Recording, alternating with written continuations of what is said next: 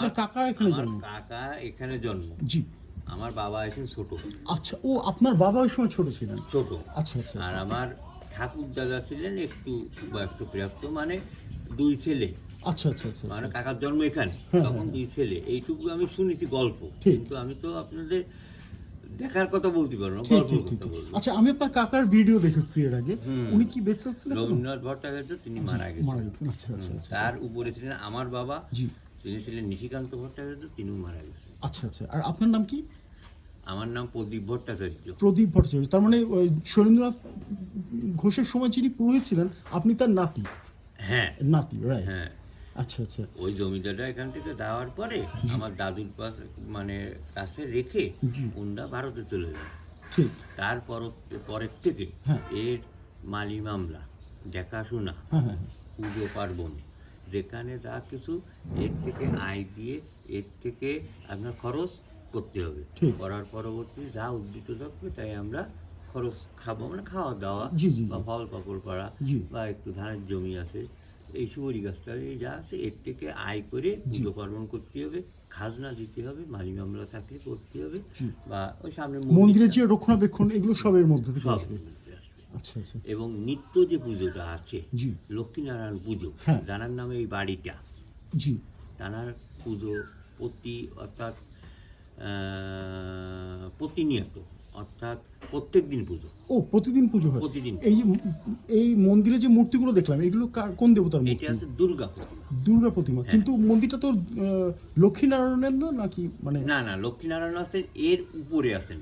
ও আচ্ছা এই আচ্ছা আচ্ছা। এই যে মেরতটা, এই হ্যাঁ। মেরতের উপরে আছেন উপরে আছেন একটা মানে? কক্ষে, ও ওখানেই পুজো হয়। আচ্ছা আচ্ছা আচ্ছা। আরেকটা মন্দির আছে আছে, আর মন্দির মানে ঘরের ভিতর, মানে লক্ষ্মীনারায়ণের পূজা হয় সেই মন্দিরটা কোথায়? এর উপরে, এই ভবনের উপরে? এই ভবনের উপরে। আচ্ছা আচ্ছা আচ্ছা আচ্ছা আচ্ছা। মানে মূল বসত ভবনের উপরে? হ্যাঁ, মূল বসত ভবন উপরে, কিন্তু এখানে ছিল না। আচ্ছা। ছিল হচ্ছে মন্দিরই দক্ষিণ পাশে দোতলায় ছিল এই নারায়ণঘর ছিল, কিন্তু আচ্ছা। ওই মন্দিরই দোতলাটা ভেঙে দেওয়ার পরবর্তীতে আর এখানে আমরা নিয়ে এই আসেন। বিল্ডিং এর 3 তলার একটা খোপে এখন ওই লক্ষ্মীনারায়ণ পুজো করি। আচ্ছা আচ্ছা আচ্ছা আচ্ছা। ওকে আচ্ছা। আর চৈত্র মাসে হুম। বেল পুজো হয়, খেজুর ভাঙ্গা হয়, নীল পুজো হয়, শিব পুজো হয়, গৃহ সন্ন্যাস পুজো হয়, এবং রাত 12টা 1-এর পরে আমাদের ভোগ সরানো কার্যক্রম সুসম্পন্ন হয়। আচ্ছা আচ্ছা আচ্ছা। খেজুর ভাঙা হতো হয় পহেলা বৈশাখে না? না না, এটা হচ্ছে চৈত্র মাসের 2 দিন থাকতে। 2 দিন থাকে। আচ্ছা। হ্যাঁ, পুজোর পরে এই জমিদার বাবুদের ভোগ, প্রসাদ এবং ফুল, বেলপাতা চিঠির মাধ্যমে পাঠানো হয়, কিঞ্চিত সামান্য, আচ্ছা, কোথায় পাঠানো হয়? ভারতে। ওনার বংশধর? ওনার বংশধর। বাহ বাহ বাহ। এখন ওনাদের সাথে আপনাদের যোগাযোগ আছে? এখনো আছে, হ্যাঁ। কিন্তু আমি গেল বছর আমি ভোগ প্রসাদ পাঠালাম, আমার চিঠি ব্যাক আইছে, ও আচ্ছা আচ্ছা আচ্ছা। রেজিস্ট্রি করে পাঠাতে হয়, তো হ্যাঁ, ওই হ্যাঁ, চিঠি আবার আমাদের নামও থাকে, ওনাদের নামও থাকে, ঠিক। কিন্তু ওই চিঠি ওখানে রিসিভ হয় নাই। আচ্ছা, তার আমি মানে যে নামে পাঠাইছিলাম হ্যাঁ। সেই নামে রিসিভ হয় তার মানে নাই। কি ওনার ঠিকানা বলতেছেন নাকি? না না না না না, ওখানে আমি যে নামটা দিয়েছিলাম উনি নাই, মানে আচ্ছা, মারা আচ্ছা। গেছেন, কিন্তু হ্যাঁ, পরবর্তীতে ওনার ছেলের নামে পাঠাতে হবে, তাহলে রিসিভটা হবে। আচ্ছা আচ্ছা। এমনি শৈলনাথের তো এক ছেলে এক মেয়ে ছিলেন? 2 ছেলে। দুই ছেলে এক 2 মেয়ে? ছেলে। ও। হীরেন্দ্র প্রসাদ ঘোষ হচ্ছে বড় ছেলে, আচ্ছা আর ওনার ছোট ছেলের নামটা আমি জানি না। আচ্ছা। আর ওনার তো শরিক মেলা, হ্যাঁ হ্যাঁ হ্যাঁ। সব ভারতে। আচ্ছা, আর কোনো মেয়ে ছিল না, শুধু দুই ছেলে ছিল? এটা আমার অতটা জানি না। জ্ঞাত নাই আমি। আচ্ছা আচ্ছা আচ্ছা আচ্ছা আচ্ছা। আর আচ্ছা, একটা এই জমিদার বাড়িটা তৈরি করেছিলেন কে? শৈলেন্দ্রনাথ? সুরেন্দ্রনাথ ঘোষের বাবার স্মৃতি, তারপর সুরেন্দ্রনাথ ঘোষের ভবন টবন নির্মাণ উনিই করেছেন। আচ্ছা। মানে শুরু হয় আমরা 9 জন। 9 ভাই ছিল শৈলেন্দ্রনাথ? না, ভাইপো ছিলেন। ও আচ্ছা সোলেন আচ্ছা ঘোষের আচ্ছা ভাইপো ছিলেন, আচ্ছা। উন্ডা ছিলেন, আর সোলেন ঘোষরা ছিলেন। টোটাল 9 জনে এই বাড়ির দেবোত্তর করে যান। এবং জমি আপনার তো একটু না, অনেক কয়েক জমি। হাজার বিঘে, ও হো হো। যাহা অর্পণনামা দলিল হ্যাঁ। আমাদের কাছে আছে, কিন্তু জমি রক্ষা করার ক্ষমতা আমাদের নেই। নাই। ঠিক। আচ্ছা, একটা কথা বলেন, ইনি তো অনেক বড় জমিদার ছিলেন, তাই না? বড় জমিদার ছিলেন। বিশাল জমিদার ছিলেন, মানে বিশাল জমিদার। ডুমুরিয়া, রামপাল, ফকিরহাট, মোংলা। মোংলা, হ্যাঁ। মানে অনেক অনেক বিভাগ এলাকার অনেক। খুলনার মূল শহরে সার্কিট হাউসের সামনে অঞ্চলে ওনাদের আর কোনো বাড়ি কি ছিল? এই তাহলে হ্যাঁ। আছে শরিকে বাড়ি সব। আচ্ছা, কিন্তু এই যে খড়রিয়া, খরলিয়া। খড়রিয়া একটা জমিদার না, বাড়ি না, আছে, ওটা কি এনাদের? না না, ওনাদের ছিল না, ওটা আচ্ছা হচ্ছে আচ্ছা, আলাদা। ওটা আলাদা। ওটা আলাদা। ও, ওইটা কোন জমিদারের জানেন নাকি? না, এটা আমি জানতে আচ্ছা পারবো না। আচ্ছা আচ্ছা। তবে আরো লোকে জানবে। ঠিক। তবে খলিলিয়াতে আপনি যদি এই বিস্তারিত জানতে পারেন তা ওখানে বয়স্ক লোকের কথা শুনলে আপনি জানতে জানতে হবে, ঠিক। আচ্ছা, এই যে রুম এবং আপনারা এখন এটাকে রিপেয়ার করে থাকছেন। হ্যাঁ, একটু এই পিলারটা কিন্তু তাও ভিতরটা, আর এই যে কাঠটা দেখা যাচ্ছে এই সব জমিদার আমল। আচ্ছা আচ্ছা। আমরা কাঠ এই লোহাটা পাল্টাইছি আর কাঠটা আছে সব জমিদার আমল। এই লোহাটা পরে পাল্টেছিল তো? হ্যাঁ, এটি নষ্ট হয়ে গেছিল, আমরা এটি পাল্টাইছি, চেঞ্জ করেছি। মানে ভাবতেও কেমন লাগে, কত ইতিহাস আছে এই জায়গাটা। আমরা এখন শরীরনাথের বাড়ির ভেতরে। ফ্যান লাগবে না, ঠান্ডা। হ্যাঁ, অনেক ঠান্ডা। হ্যাঁ হ্যাঁ হ্যাঁ, সুন্দর ঠান্ডা। আসলেই ঠান্ডা। ঠান্ডা। এটা হচ্ছে সেই 35 ইঞ্চি গাঁথনি। 35 ইঞ্চি গাঁথনি। ও মাই গড। আর এর তলে আর একটা ফ্লোর আছে মাটির মাটির নিচে? নিচে। ওকে।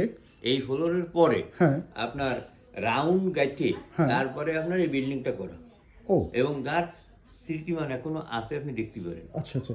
তো নিচে যে ফ্লোরটা আছে ওই ফ্লোরে কি যাওয়া যায়? যাওয়ার রাস্তা না। আছে? আচ্ছা, ওটা বন্ধ চারদিকে। আপনার দেখাতে পারি, হ্যাঁ। আমি দেখবেন। ঠিক আছে, দেখেন চলুন। আর একটা বিষয় হচ্ছে কি, এইটে ভূমিকম্প বসে যাবে না কখনো, হ্যাঁ, এটা শুনছি যে ভূমিকম্প প্রতিরোধ। কখনো বসবে না। ঠিক। যা এটা মানে অতিশয় সত্য কথা, বা বিভিন্ন রকম ভূমিকম্প টম্প হয়েছে, এই ধরনের বিল্ডিং এর কোনো ক্ষতি হয় না। হয় না। বাহ। আর এটা সবথেকে ঠান্ডা হওয়ার কারণ হচ্ছে চুন আর শুকরি দিয়ে এই বিল্ডিংটা গাঁথা। আচ্ছা, ওটার তাপকে নিয়ে নেয়। হুম হুম হুম। আচ্ছা আচ্ছা আচ্ছা। এবং আমরা গরম হাওয়াটা, ও তো বাইরে এত বড় ওয়াল আসতে গেলেও একটু কষ্ট, আর এর উপরে আর একটা ছাদ আছে, ঠিক। সেটা একটু মেনটেন করে, ঠিক। তাতে ঘরটা ঠান্ডা। এগুলো তো ফ্যানের মনে হয় না কোনো দরকার পড়ে রাত্রেবেলা। না, এখন খাতা গায়ে দিই, এখন খাতা গায়ে দিই, স্বাভাবিক। এখন খাতা গায়ে দিই। মানে এই নিচে floor। হলো এই রাউন্ড গেটে উঠা, ওই এবার ওবার সব পরিষ্কার, অন্ধকারে দেখা যাচ্ছে, সমস্যা হচ্ছে না। কম। তো এখানে যাওয়ার কোনো জায়গা রাখেন? যাওয়ার কোনো জায়গা নাই, সেই জমিদার আমল থেকেই নেই। তুই হামাগুড়ি দেখবার চেষ্টা কর যদি যেতে পারিস। তবে ওই পাশে আলো আপনার দেখা যাচ্ছে। ভিতরে তো ঢোকা যায় না বলে, পরিষ্কার হয় না বলে, এই জন্যই ওই যে দিন দিন মানে অপরিষ্কার হয়ে অপরিষ্কার হয়ে যাচ্ছে, আস্তে আস্তে দুর্বল হয়ে যাচ্ছে। দুর্বল হয়ে যাচ্ছে। আর ওই যে পুকুরটা, ওই করি এখানে বাড়ি চলে আসছি, আর ওই পাশে রান্নাঘর ছিল, তারপরে আপনার কলপাট ছিল, তারপরে এখানে গেট ছিল, ও বাড়ির সামনে দারোয়ান থাকতো, মোটামুটি দমদমার ছিল। তারপর পুজোর সময় লোকজন আসবে, নিয়ে আসতো বিভিন্ন রকম, সবাই যারা নিয়ে আসতো, তাইতে জমিদারদের পুজো কমপ্লিট হয়ে যেত। কিন্তু 200-250 পাঠা কি 200, তার চেয়ে বেশি ধরেন। অত্যারিকা। আমরা অনেক কিছু কল্পনা করতে পারবো না যে ওই সময় হ্যাঁ। হয়েছে। ঠিক। এবং সেই বাড়ির ভিতরে কেউ না, সব ওখান থেকে, এবং প্রজারা দিয়ে আসতো হ্যাঁ, আর কি। যাত্রা টাত্রা যা হবে সব ওখানে। আর যা যা বললেন এগুলো তো সব পজিটিভ। ওখানে মানে কোথায় হতো এই যাত্রাগুলো? নেগেটিভ কিছু ব্যাপার স্যাপার ছিল, যেমন যেমন খারাপ কোনো দিক। শোনেন, যে বড় লোক হয় তার খারাপও থাকে, ভালোও থাকে।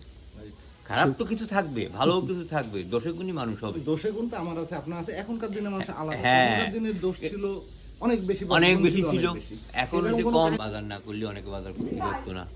ও আচ্ছা আচ্ছা। তারপরে আপনার বাড়ির সামনে থেকে জাতি পারতো না। তারপরে তানাদের সালামি না দিয়ে কেউ কোনো কথা বলতে পারতো না। ঠিক। এবং জমিদারটা যেখানে থাকতো সেখানে সাধারণ লোকও যেত না। ঠিক। এবং জমিদাররা যদি শুনতো যে এখানে আসবে, ওই বাড়ির থেকে লোক সব সাজানো থাকতো, যে জমিদাররা আসছে দেখার জন্য, ইত্যাদি ইত্যাদি ছিল তো এগুলোকে আসলে অবশ্যই। খারাপ বলা যায় না। তো শিক্ষিত জমিদার ছিলেন তাই না? হ্যাঁ, ঠিক। বিএ বিএল উকিল ছিলেন? না, উনি উকালি তো পাস ছিলেন। ওকে, কিন্তু বিএল না বিএড, এটি আমার স্মরণ আসতেছে না, তবে উনি ভালো শিক্ষিত ভালো ছিলেন। শিক্ষিত ছিলেন। উনি কি অনেক দান ধ্যান করতেন? অবশ্যই। আমি এরকম শুনেছি যে খুব তখন মানে তো তারা প্রজাবান্ধব জমিদার ছিলেন। হ্যাঁ, আমার একটা শোনা আছে, আমি একটা ভালোভাবে জানি যে এই তুই ওই জমি ওইখানে খাবি, হুম, হুম। এই তুই ওই বাড়িতে ওইখানে খাবি, সেইভাবে কিন্তু আপনারা সবাই জমি রেকর্ড হয়েছে। আচ্ছা আচ্ছা আচ্ছা। এবং সেই হারে তারা নিজেদের নামে খাজনাও দেখছে, আচ্ছা, নিজেদের নামে নিজেদের নামে দিয়ে দিচ্ছে। এটা সব মূল সিএস খুঁজলি জমিদারদের শরীরনাথ ঘোষ। আর জমিদারদের একটা ছিল, অন্নদানে কোনো ছিল না, কার্পণ্য ত্রুটি ছিল ছিল না। না। কেউ গলদা চিংড়ি খাবে, কেউ পাতারি মাছ খাবে, কেউ রুই মাছ খাবে, কেউ কাতলা মাছ খাবে, কেউ খিচুড়ি খাবে, কেউ সবজি পোলাও টোলাও খাবে, ইত্যাদি ইত্যাদি ছিল। এবং রান্নার জন্য আলাদা লোকও ছিল, তাও ব্রাহ্মণ। শেষ মনে হয় তাই না না মামলা? না, মামলা চলমান আছে, বর্তমানে মামলা আছে 1, 2, 3টে ওরে বাবা। ও, তো মামলা যতক্ষণ না হচ্ছে ততক্ষণ তো এগুলো রিপেয়ারিং এর দায়িত্ব কেউ নিতে পারবে না মনে হয় না, নাকি? আরও একটা বিষয় আছে, দেবত্ব সম্পত্তি তো হ্যাঁ, হ্যাঁ। সরকারকে ফলো করে তারপরে যদি রিপেয়ারিং করতে হয় তাহলে করতে হয়। আচ্ছা আচ্ছা আচ্ছা, সরকারকে ফলো না অনুমোদন নিয়ে তারপর করতে অনুমোদন হবে। নেওয়া উচিত, কারণ হচ্ছে কি দেবত্ব সম্পত্তি সরকারের একটা নজর আছে এর ঠিক উপরে। ঠিক ঠিক। দেবত্ব সম্পত্তি বলতে কি